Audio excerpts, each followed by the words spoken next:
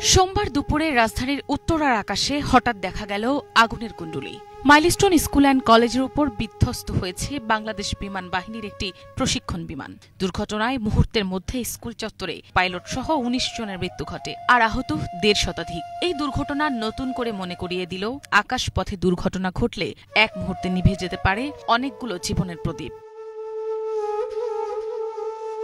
স্বাধীনতার পর ১৯৮৪ সালের ৫ আগস্ট ঘটে দেশের ইতিহাসে প্রথম ভয়ঙ্কর বিমান দুর্ঘটনা। ঝোড়ো আবহাওয়ায় ঢাকায় তৎকালীন জিয়া আন্তর্জাতিক বিমানবন্দরে নামার সময় বিমান বাংলাদেশ এয়ারলাইন্সের একটি বিমান হঠাৎ নিয়ন্ত্রণ হারিয়ে পড়ে নিকটস্থ জলাভূমিতে। বিমানে থাকা ৪৯ জনের কেউই আর জীবিত থাকেননি। নিহতদের মধ্যে ছিলেন বাংলাদেশের প্রথম নারী পাইলটদের অন্যতম কানিজ ফাতেমা রোকসানা।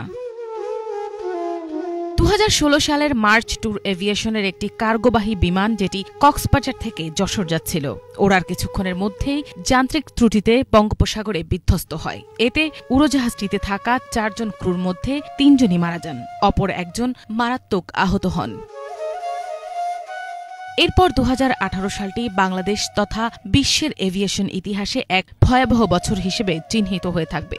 ১২ মার্চ ইউএস বাংলা এয়ারলাইন্সের ফ্লাইট ২১১ কাঠমান্ডুর ত্রিভুবন আন্তর্জাতিক বিমানবন্দরে অবতরণের সময় বিধ্বস্ত হয়। ওই দুর্ঘটনায় ৫১ জনের মৃত্যু হয়, যাদের মধ্যে ছিলেন বহু বাংলাদেশি চিকিৎসক ও শিক্ষার্থী। মিনালা দিবা, বাংলাভিশন, ঢাকা।